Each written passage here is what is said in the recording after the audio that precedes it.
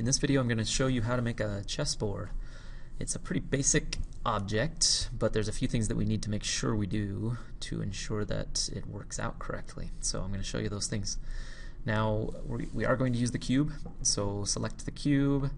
You could, we're going to scale it down on the z-axis. You could also get your scale tool and just click the blue, but if you like the shortcuts, S and then Z, and then it scales it down. Let's bring it close to flat. It doesn't have to be perfectly flat, and be sure to not go inside out. So if you go a little bit too far, S then Z, if you go too far it goes inside out, and we don't want that. So keep it close, flat, but don't go inside out. Alright, now I'm going to go to my top view. Actually, before I do that, I'm going to get rid of a couple things here. We got a light and a camera, as always. And I'm going to come over to this panel and just click the eyeball so that I don't see them. And there's a reason for that, not just to get them out of the way, but I'm going to duplicate this square a bunch of times, and I want to be able to select all of them. And I don't want to select those objects. So get rid of those, click the eyeballs for the camera and the lamp, and go to your top view, 7, on the keypad, and I'm going to duplicate this square. So Shift D gives me a duplicate. Now I don't want to just stick this anywhere. This is where we got to be real particular. So I want it to go along the grid line. I want it to be out here. So if I constrain it to the x-axis, yours could be the y-axis. I'm not sure. Mine's red, so it's x. Constrain it to the x-axis, and then if I hold down Control, it snaps to the grid lines. So then I can come over 2 grids and click, and it's going to be perfectly lined up if I do it that way.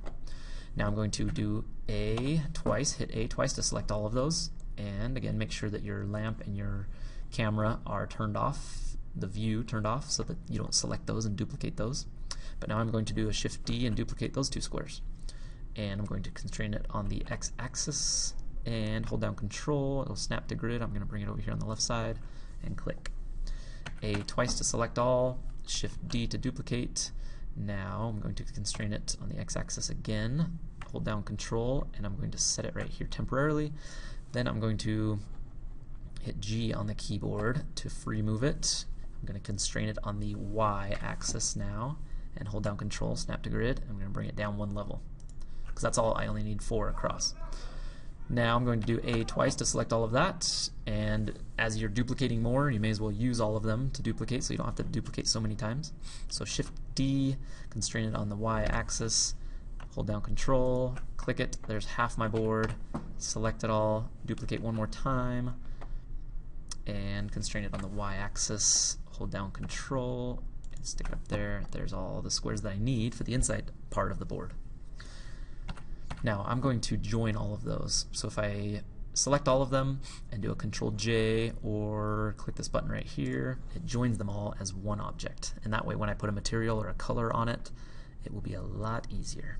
And it'll be easier to move them around. That way I don't click on one and move one around without the others. So it keeps it all together. So join those up. The next thing we're going to do is come back to the middle. If your cursor is not in the middle, you can go here to Object, Snap, Snap Cursor to Center, and it puts it right back on the center of the grid. It just makes it easier that way. That's also Shift S, and then you can do Cursor to Center. Alright, now I'm going to add a cube, Shift A, and add a mesh, a cube. And I'm going to smash this down a little bit also, but not quite as much. I want a little bit of thickness to it because this is going to be the main board. So I've got that there. It's on top of well, yeah, it's on top of one of those boxes. That's why it looks funny when I move around. But I'm going to move it and I'm going to scale it. First of all, let's move this object. If I go to my top view, 7, hit G, and then hold down Control, snap to grid. I'm just going to stick it right on the grid there. And then I'm going to grab my cube and scale it. Now I want to scale it on the X and Y axis. There's a couple different ways to do that. I could get my scale tool and hold down Shift and click on the blue, or if I'm in my top view and I can't see the blue, I can pull up my menu here, and if let's see if I remember how to do it. Yeah, lock this right here. I don't want it to scale on the z-axis. I want it the same thickness. So I'm going to lock that right there. It's under Scale, so lock the z-axis, and then if I just hit S, oops, I'm on my top view, S, I can scale that out, and it's only going to scale on the X and the Y. It's going to keep my thickness the same. Now I want to move that down a little bit so I can see the other squares. And I'll sync that up perfectly, but if I go to my top view, I'm going to make a nice little border around it, so I'll scale it so that I have a border. You can kind of do that to your liking. Now, I want it to be pretty much together, those two, flat. I don't want any bumps on there, so I'm going to select my inside squares and I'm going to bring them down until they disappear, and then bring them up slightly. Okay. That way I get it as close as I can to flush, and that will be good.